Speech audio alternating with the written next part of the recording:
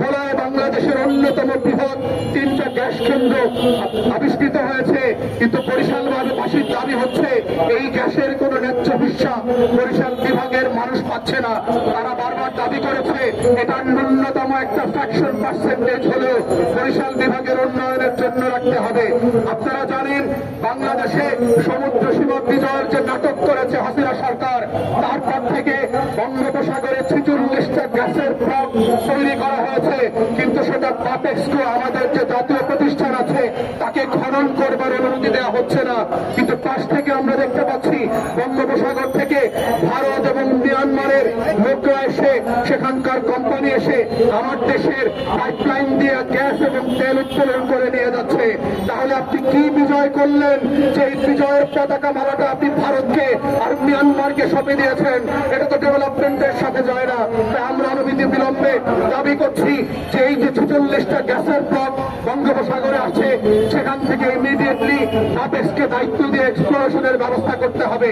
বাংলাদেশের অন্যতম ভিজিটিং জায়গা হচ্ছে কুয়াকাটা।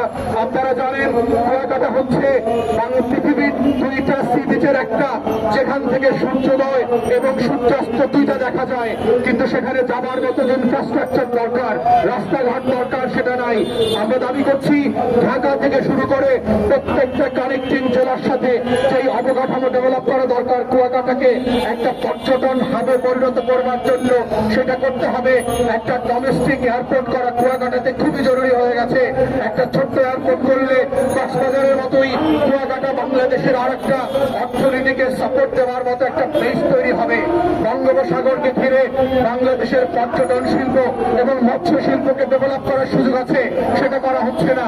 বরিশাল বিভাগে আমরা গিয়ে দেখলাম, যেটা রংপুর বিভাগেও আমরা দেখেছি, বাংলাদেশে 1 লক্ষ টাকা কৃষি ঋণ নিয়েছে, এমন লক্ষ লক্ষ কৃষককে বকেয়া ঋণ দিতে না পারার কারণে মামলা দিয়ে হেনস্থা করা হচ্ছে, জেলে নেওয়া হচ্ছে। কয়েস আলমকে তো জেলে নিতে পারেন নাই, বাংলাদেশের বড় বড় লুটপাট পুঁজিপতিদেরকে তো জেলে নিতে পারেন নাই। বাংলাদেশের গরিব কৃষককে 1 লক্ষ টাকা ঋণ না দেওয়ার কারণে জেলে নিয়ে কি প্রমাণ করছেন? বাংলাদেশে আইনের শাসন তৈরি হয়েছে, গরিবের সাথে আইন দেখান, গরিবের সাথে ন্যায্যতা দেখাতে হবে, গরিবের কৃষকের কৃষি ঋণ মৌকুব করতে হবে। এটা কোনো টাকা না।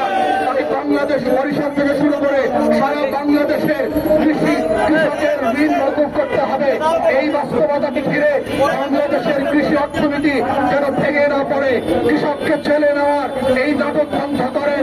সুদে আসলে কৃষকের কৃষি ঋণ মৌকুব করেন, নতুন করে লক্ষ লক্ষ কৃষক এবং বেকার যুবকদেরকে কর্মসংস্থানের ফিরিয়ে নিয়ে আসার জন্য যে ইন্টারেস্ট ফ্রি মাইক্রো ক্রেডিটের ব্যবস্থা করেন।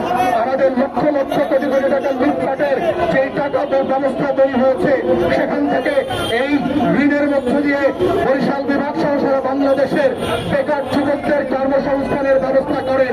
এভাবেই বাংলাদেশের একটা বিভাগ যদি উন্নত হয়, অর্থনীতি ডেভেলপ করে, অর্থনৈতিক অঞ্চলের মধ্য দিয়ে কর্মসংস্থান তৈরি করা যায়, এটা বাংলাদেশের জাতীয় অর্থনীতিতে প্রচন্ড রকম প্রভাব ফেলবে। বরিশাল থেকে লক্ষ লক্ষ মানুষের ঢাকা আসার প্রবণতা কমে যাবে, এটার মধ্য দিয়ে ঢাকা খালি হবে, এবং এটাই হচ্ছে উন্নয়নের যে বিকেন্দ্রীকরণের কথা আমরা বারবার বলছি।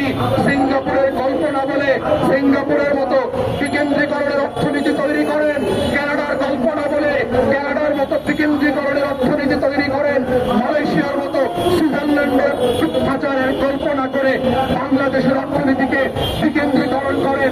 প্রত্যেকটা জেলা এবং বিভাগকে ন্যায্যতার ভিত্তিতে উন্নয়নের সাফল্য নিয়ে আসার সুযোগ দেন। এটাই হচ্ছে আজকের বরিশাল বিভাগের দায় বড়দের রাজনীতির প্রত্যাশা।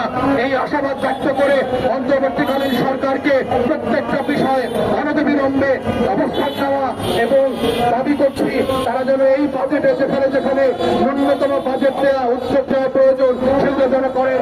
এই বলে আমার বক্তব্য এখানে শেষ করছি।